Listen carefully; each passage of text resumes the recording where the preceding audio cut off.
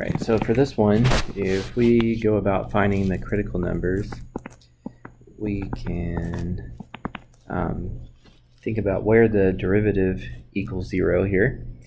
And so first we would need to find the derivative. So a couple power rules later, derivative is 2x minus 2. So critical numbers can come when the numerator equals 0 and when the denominator equals 0, but that doesn't make sense for the denominator on this question. So the critical numbers or number will come simply from figuring out when the derivative equals 0, because that would give us a horizontal tangent line. So as always, there's no guarantee that it is changing from increasing to decreasing or decreasing to increasing at that critical number, but it is very likely.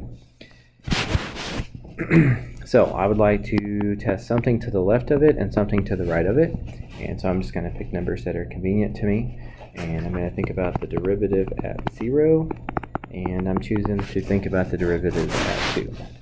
So if I plug in 0 into the derivative, it looks like it would give me negative 2, and if I plugged in 2 to the derivative, it looks like it would give me positive 2. And so I'm less interested in the 2, but the fact that the derivative is negative means I have tangent lines that have negative slopes before that critical number, and the fact that this one is positive means that I have tangent lines that have slopes that are positive after that critical number. So the critical number of 1, in fact, did have a change from decreasing to increasing. So now I can see my decreasing interval and my increasing interval.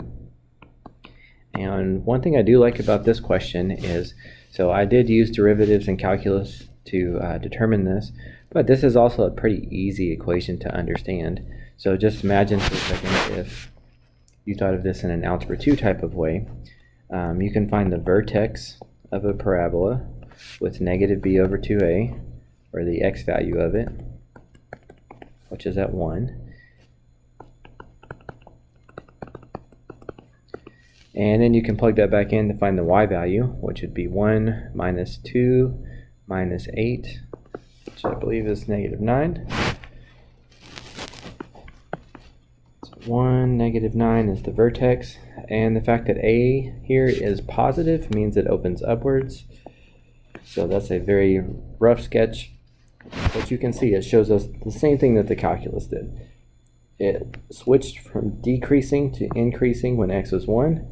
And with derivatives, I also see that it's decreasing before 1 and increasing after 1. Of course, this is good practice for us because even though this is a parabola and we should be able to still figure out the same information without calculus, we'll be looking at different and more complex functions later where the calculus would make more sense than the algebraic approach.